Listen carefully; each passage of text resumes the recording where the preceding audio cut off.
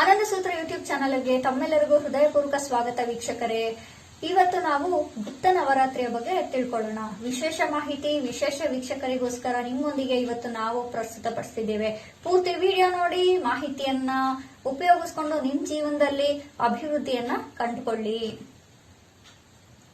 ಇದಕ್ಕೆ ನೀವು ಮಾಡ್ಬೇಕಾಗಿರೋದಿಷ್ಟೇ. ಜೂನ್ 26ನೇ ತಾರೀಕು ಗುರುವಾರದಿಂದ ಜುಲೈ 4ನೇ ತಾರೀಕು ಶುಕ್ರವಾರದವರೆಗೆ ಗುಪ್ತ ನವರಾತ್ರಿ ಅಂತ ಪೂಜಾ ಕೈಂಕರ್ಯಗಳು, ವಿಧಿವಿಧಾನಗಳು ನಡೆಯುತ್ತೆ. ನೀವು ಸಹ ಮಾಡಬಹುದು. ಈ ಗುಪ್ತ ನವರಾತ್ರಿ ಏನು, ನಮಗೆ ಬರೀ ಶರನ್ನವರಾತ್ರಿ ಮಾತ್ರ ಗೊತ್ತಿದೆ ಅನ್ನೋಂಥವ್ರು ಕೆಲವೊಂದು ಮಾಸಗಳಲ್ಲಿ ಬರುತ್ತೆ ಈ ಗುಪ್ತ ನವರಾತ್ರಿ ಅನ್ನೋದು. ನಾರ್ತ್ ಇಂಡಿಯನ್ ಕಡೆ ಜಾಸ್ತಿ ಫಾಲೋ ಮಾಡ್ತಾರೆ. ಇಲ್ಲಿ ನಮ್ಮ ಕರ್ನಾಟಕ ಭಾಗದಲ್ಲಿ ಏನ್ ಮಾಡ್ತೀವಿ, ಮೈಸೂರಲ್ಲಿ ಜಾಸ್ತಿ ಇರೋದು ಶರನ್ನವರಾತ್ರಿ.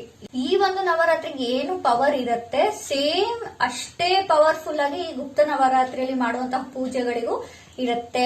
ಹಾಗಾಗಿ ಯಾರು ಇದನ್ನ ತಪ್ಪಿಸ್ಬೇಡಿ, ಮಿಸ್ ಮಾಡ್ಕೋಬೇಡಿ.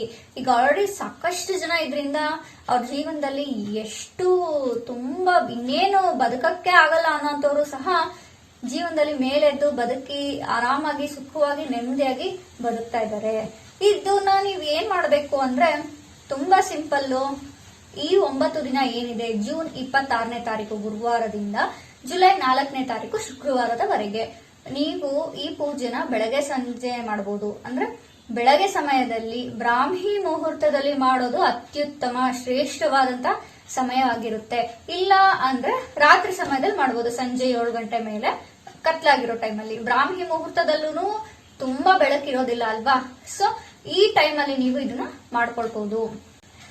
ಏನ್ ಮಾಡ್ಬೇಕು, ನಮ್ಗ ದೇವಿ ಗೊತ್ತಿಲ್ಲ, ಫೋಟೋ ಗೊತ್ತಿಲ್ಲ, ಹೇಗಿರುತ್ತೆ ನೋಡಿಲ್ಲ ಅನ್ನೋಂಥವ್ರು ಈ ಭೂ ವರಾಹ ಸ್ವಾಮಿ ದೇವರು ಹೇಗಿರ್ತಾರೆ ಅದೇ ರೀತಿಯಾಗೇನೆ ಇವ್ರದ್ದು ಮುಖ ಎಲ್ಲ ಇರುತ್ತೆ. ಅದೇ ದೇವಿ ಸ್ವರೂಪವಾಗಿ ಇರ್ತಾರೆ. ನೀವು ಫೋನಲ್ಲಿ ಗೂಗಲ್ ನೋಡ್ಕೊಂಡ್ಬಿಟ್ಟು ಒಂದು ಪ್ರಿಂಟ್ ಔಟ್ ತೆಗೆಸ್ಕೊಂಡು ಆ ಒಂದು ಪ್ರಿಂಟ್ ಔಟ್ ನ ಲ್ಯಾಮಿನೇಷನ್ ಮಾಡಿಸ್ಕೊಂಡು ನೀವು ಸ್ಟಾರ್ಟ್ ಮಾಡಬಹುದು. ಇಲ್ಲ ಅನ್ನುವಂಥವ್ರು ಮನಸ್ಸಲ್ಲಿ ನೀವು ಸಂಕಲ್ಪ ಮಾಡಿಕೊಂಡು ಕಳಶ ಸ್ಥಾಪನೆ ಮಾಡಿ ಸಹ ಮಾಡ್ಕೊಳ್ಬಹುದು. ನೀವು ಫೋಟೋ ಅಥವಾ ಕಳಶ ಸ್ಥಾಪನೆ ಎಲ್ಲ ರೆಡಿ ಮಾಡ್ಕೊಂಡ್ಬಿಟ್ಟು ನಿಮ್ಮ ಪೂಜೆ ಸಾಮಾನುಗಳು, ಹೂವ, ಅರ್ಶನ, ಕುಂಕುಮ, ಧೂಪ, ಪ್ರತಿಯೊಂದು ಗಂಧ, ನಿಮಗೆ ಏನ್ ಬೇಕು ಪ್ರತಿಯೊಂದು ಇಟ್ಕೊಳ್ಳಿ. ಕುಂಕುಮಾರ್ಚನೆಯನ್ನ ಮಾಡಿ. ಏನ್ ಮಾಡ್ಬೇಕು ಕುಂಕುಮಾರ್ಚನೆಯಲ್ಲಿ, ಏನು ಹೇಳ್ಬೇಕು, ನಾವು ಯಾವ ಮಂತ್ರವನ್ನ ಜಪಿಸ್ಬೇಕು ಅಂತ ನೋಡೋಣ.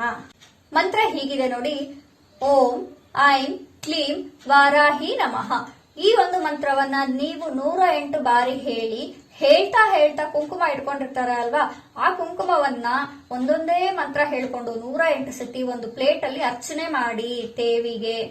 ಆ ಮಹಾತಾಯಿಗೆ ನೀವು ಮನಸಾರೆ ಭಕ್ತಿಯಿಂದ ಇಷ್ಟು ಸರ್ತಿ ನೀವು ಹೇಳೋದ್ರಿಂದ ಆ ದೇವಿಯಲ್ಲಿ ನೀವು ತಲ್ಲೀನರಾಗ್ತೀರಾ. ನಿಮ್ಮ ಒಂದು ಫೋಕಸ್ ದೇವಿಗೆ ಹೋಗುತ್ತೆ, ದೇವಿಯ ಫೋಕಸ್ ನಿಮ್ಮ ಮೇಲೆ ಬರುತ್ತೆ. ಇದರಿಂದ ಏನಾಗತ್ತೆ ಅಂದ್ರೆ ನಿಮ್ಮ ಮನೆಯಲ್ಲಿ ಇರುವಂತಹ ಮಕ್ಕಳನ್ನ ರಕ್ಷಿಸ್ತಾರೆ. ನಿಮ್ಮ ಮನೆಯಲ್ಲಿ ಯಾರಿಗಾದ್ರೂ ಏನಾದ್ರೂ ಆರೋಗ್ಯ ಸಮಸ್ಯೆಯಿಂದ ಬಳಲ್ತಾ ಇದ್ರೆ ದಿನ ಕಳೀತಾ ಇದ್ದಂಗೆ ಆರೋಗ್ಯದ ಸಮಸ್ಯೆ ಕೂಡ ದೂರವಾಗಿ ಆರೋಗ್ಯವಾಗಿ ಖುಷಿಯಿಂದ ನಗ್ನಗ್ತಾ ಶಾಂತಿ ನೆಮ್ಮದಿಯಿಂದ ಬದುಕೋಕ್ ಸ್ಟಾರ್ಟ್ ಮಾಡ್ತೀರಾ. ಇನ್ನು ನಿಮ್ಗೆ ಯಾರಾದ್ರೂ ಶತ್ರುಗಳು ಕಾಟ ಇದ್ರೆ, ಯಾರೇನ್ ಮಾಡ್ಬಿಡ್ತಾರೋ ಅನ್ನೋ ಭಯ ಇದ್ರೆ ಈ ಒಂದು ಭಯವನ್ನ ಕಡಿಮೆ ಮಾಡುತ್ತೆ.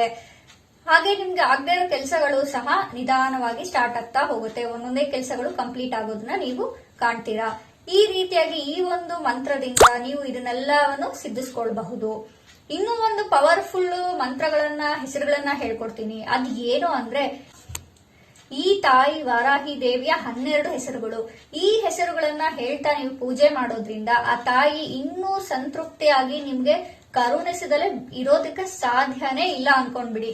ಆ ದೇವಿಗಳ ಹೆಸರು ಯಾವಪ್ಪ ಅಂದ್ರೆ ವಾರಾಹಿ, ದಂಡನಾಥ, ಸಮಯೇಶ್ವರಿ, ಸಮಯ ಸಂಕೇತ, ಸಾಂಗಿತ್ಯ, ಪಂಚಮಿ, ಪೋರ್ತಿನಿ, ವಾರ್ತಾಳಿ, ಅರಿಗ್ನಿ, ಆಜ್ಞಾಚಕ್ರೇಶ್ವರಿ, ಮಹಾಸೇನ.